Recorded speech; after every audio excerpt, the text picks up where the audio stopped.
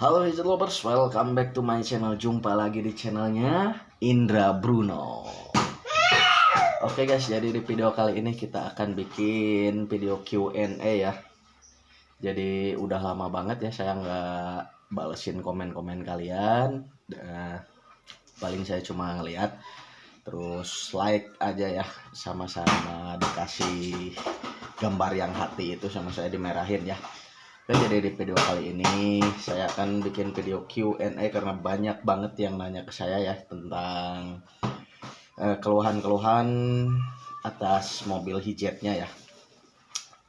Tapi buat kalian yang baru datang ke channel saya, jangan lupa klik tombol like dan subscribe-nya agar channel saya bisa terus berkembang ya guys ya. Oke, stay tune terus dan saksikan terus video kali ini tentang Q&A seputaran Daihatsu Hijet. Nah ini dia ya, jadi di pertanyaan yang pertama nih ada dari akunnya atas nama Santi Eka ya. Santi Eka bertanya itu untuk onderdil sendirinya itu mahal tidak om, katanya ya. Jadi untuk onderdil Hijet 1000 itu ya relatif sih ya dibandingkan mobil-mobil sekarang. Kalau menurut saya untuk kelasan mobil tua dengan harga-harga yang ada di pasaran ya itu relatif cukup murah ya. Dan yang harus digarisbawahi itu jadi untuk onderdilnya dari Hijet 1000 itu tiap daerah pasti beda harga ya guys ya. Misalkan saya di Bandung ya, kalau misalkan beli di daerah Jakarta gitu pasti bakal beda harga ya. Nah jadi untuk Santeka menurut saya sih relatif sangat murah ya dibandingkan untuk onderdil mobil tua zaman sekarang ya. Oke, kita lanjut lagi ya guys ya. Ada lagi dari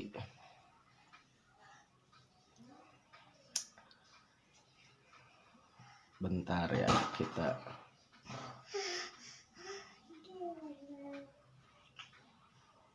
kita cari dulu nih, mungkin ada yang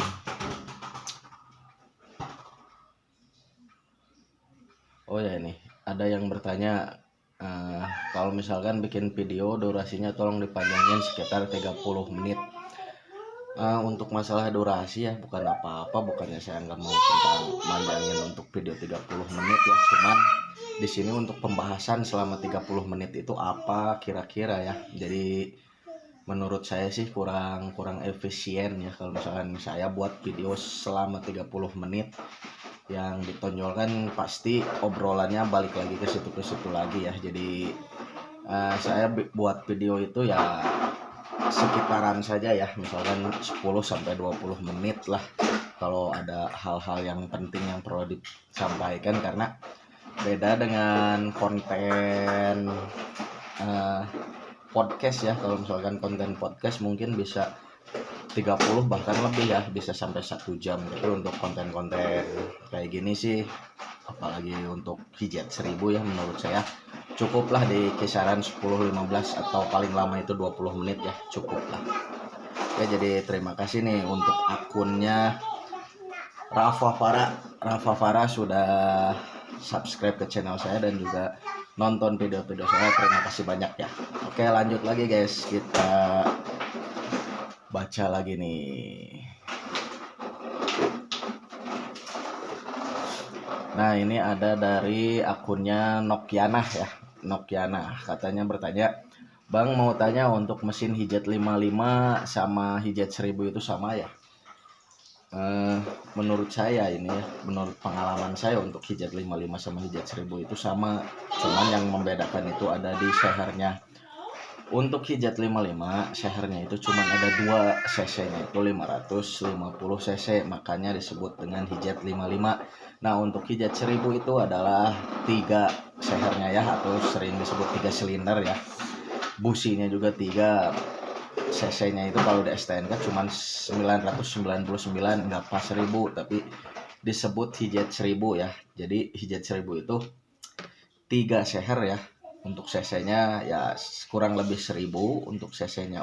Tapi untuk Hijet 55, kenapa dinamakan Hijet 55 ya sudah jelas dan sudah pasti ya, bahwa Hijet 55 itu cc-nya adalah 550 cc. Nah, terima kasih untuk Nokiana ya sudah bertanya di video saya yang kemarin ya, dan saya sudah jawab kali ini. Semoga jawabannya memuaskan ya buat Nokiana. Terima kasih. Oke, kita lanjut lagi ya guys ya. Kita lanjut dari pertanyaannya akun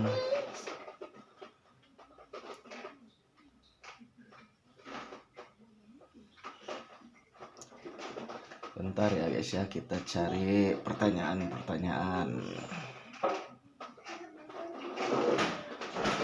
Oh, ini ya, dari Kusnadi PMP Cek. Kusnadi PMP Cek ya ini. Katanya, Bang, cara mengatasi kopling lengket hijet 1000 karena terendam air itu gimana solusinya gak, Bang? Katanya ya. Solusinya gampang sih ya. Kalau yang pernah saya alamin sih ya. Menurut saya mending ganti aja ya. Kalau diganti itu pantekan ya. Kalau di Bandung pantekan murah, cuma 125.000 guys. Kalau di Bandung ya. Gak tahu kalau di daerah lain. Kalau saya pribadi sih pakai pantekan yang harga 125.000 itu udah cukup enak ya. Jadi kalau misalkan kerendam air nantinya kan ada karat, masih karat itu nanti gramnya pada turun kan, repot juga ya.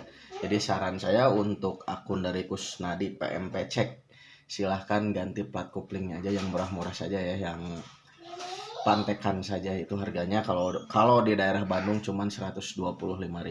Oke, jadi terima kasih ya untuk Bang Kusnadi PMP Cek nih, udah komen-komen di video saya yang kemarin dan saya baru jawab sekarang ya. Oke, kita lanjut lagi guys, pertanyaan berikutnya nih ada dari siapa lagi ya.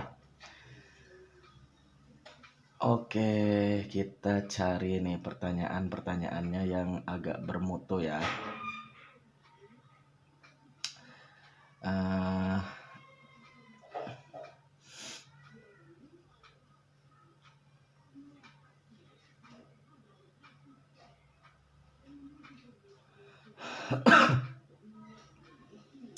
Bentar ya guys ya, kita cari dulu nih.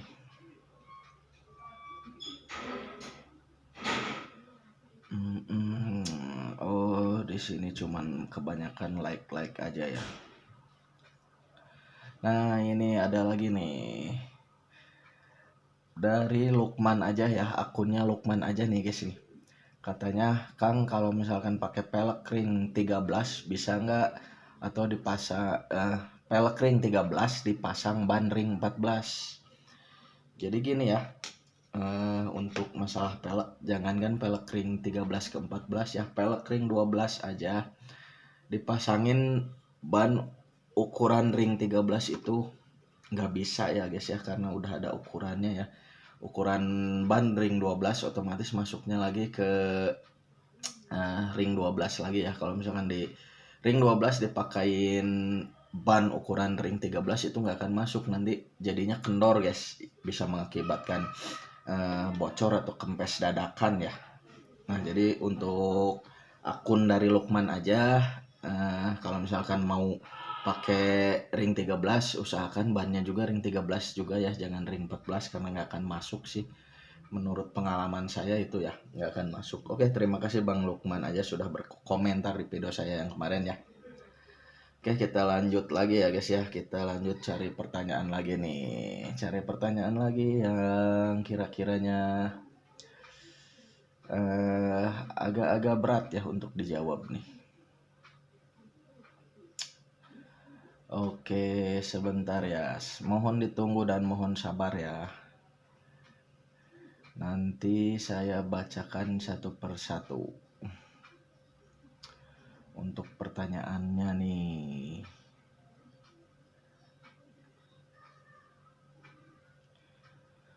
Nah, ini dari akunnya Los Ander. Tulisannya sih Loos Andere ya. Katanya oli transmisi dan oli gardan pakai oli yang sama apa bisa Om? Nah, pertanyaannya nih, untuk oli transmisi dan oli gardan pada Hijet 1000 itu sama ya. Kalau saya biasa pakai yang literan, belinya di Pertamina. Kalau di daerah Bandung itu di Pertamina harganya ada yang 40, ada juga yang 50.000. Yang membedakan itu nggak tahu SAE-nya, nggak tahu apanya ya. Pokoknya kalau saya pribadi nih untuk oli Persnelang sama oli Garden itu sama saya disamakan. Itu kalau saya pakainya yang warna hijau gitu ya kalau nggak salah. Saya selalu pakai yang warna hijau itu. Jadi untuk oli Persnelang sama oli Garden ini catatannya ya. Untuk hijat 1000 itu jangan pernah dikuras ya guys, kecuali dari awal punya mobil hijat itu ya dari tahun 80-an itu kebiasaannya suka dikuras, nggak apa-apa. Tapi kalau misalkan untuk perawatan sekarang itu nggak usah dikuras guys. Nantinya kalau misalkan dikuras ya si Gardan itu bakal ada bunyi ngahiung ya, kayak mobil-mobil carry kan itu biasanya kena tuh gardannya. Nah untuk hijat 1000 itu karena tangguh ya, jarang sekali kena gardannya. Nah untuk olinya sendiri lebih baik ditambah aja daripada dikuras dikosongin, mending ditambahin aja guys untuk Persnelang dan untuk gardannya ya guys. Nah terima kasih nih untuk Los Ander akunnya ya. Terima kasih sudah bertanya dan sama saya sudah dijawab ya. Oke kita lanjut baca lagi ya. Nah mungkin satu pertanyaan lagi nih. Saya carikan lagi dari akunnya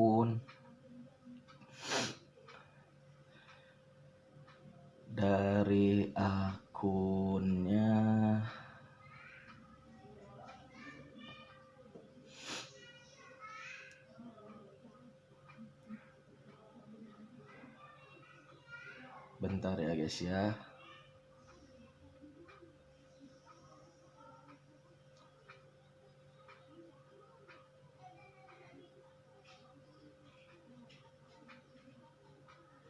Nah ini dari akunnya SR Vlog. Ini pakai bahasa Sunda ya, yang artinya Mang bisa konsultasi nggak, katanya hijat 1000 dia abis turun mesin tapi pas diinjak kopling itu ada suara grutruk grutruk grutruk grutruk gitu ya guys ya. Jadi untuk misalkan kalau diinjak kopling ada suara grutruk grutruk grutruk itu adalah bukan pada bagian mesinnya sih biasanya ya. Coba untuk akun dari SR Vlog coba apa namanya coba dicek kelengkapan dari matahari, plat kopling, sama roda gilanya ya. Coba dicek barangkali ada yang aus. Biasanya sih kalau misalkan ada bunyi gitu biasanya drag laharnya, coba cek drag laharnya, kalau nggak plat koplingnya atau mataharinya itu udah aus biasanya. Tapi coba dicek aja dulu, siapa tahu itu penyetelannya kurang pas. Jadi kalau misalkan kurang pas pasti ada bunyi glotrok glotrok glotrok gitu ya. Bisa juga itu kan pas koplingnya udah aus, bisa atau mataharinya juga udah aus, itu bisa ya guys ya. Nah saya rasa cukup di sini dulu ya guys ya untuk Q&A-nya, dan terima kasih buat kalian yang sudah komen-komen di video saya sebelum-sebelumnya dan sama saya coba dijawab lewat video Q&A ini, dan semoga memuaskan untuk teman-teman hijat 1000 semuanya. Nah buat teman-teman semuanya yang baru mau punya hijat 1000 jangan takut ya, hijat 1000 itu bandel meskipun mobil tua tapi sangat bandel ya guys ya untuk hijat 1000. Jadi bang saya takut mogok nih untuk beli hijat 1000. Kalau takut mogok ya silahkan beli yang mobil muda ya, yang cicilannya sampai jutaan itu per bulan. Kalau misalkan mampu ya nggak apa-apa silahkan beli. Tapi untuk hijat 1000 itu nggak usah takut mogok ya guys ya. Kalau misalkan mogok pun insya Allah di komunitas hijat itu kita welcome semuanya ya. Hampir di setiap titik daerah itu ada komunitas hijat. Insya Allah kalau misalkan kita mogok dimanapun ada yang siap mantau, ada yang siap mengondisikan ya. Jadi nggak perlu takut lah untuk punya budget yang minim dan ingin punya armada biar tidak kehujanan, tidak kepanasan. Ya solusinya adalah hijat 1000 guys, menurut saya pribadi. Makanya di sini saya coba angkat melalui YouTube dengan konten hijat 1000. Mudah-mudahan bisa bermanfaat buat halayak ramai ya guys ya, karena harganya juga sangat minim, ada yang di bawah 10 juta. Kalau yang mau siap pakai ya di kisaran 20 sampai 30 juta itu udah siap pakai sekali guys. Oke, jadi terima kasih nih buat teman-teman yang sudah menyaksikan video saya kali ini, dan jangan lupa sekali lagi klik tombol like dan subscribe-nya agar channel saya bisa terus berkembang memberikan informasi seputaran Daihatsu Hijet. Dan akhir kata dari saya, salam Jerojos.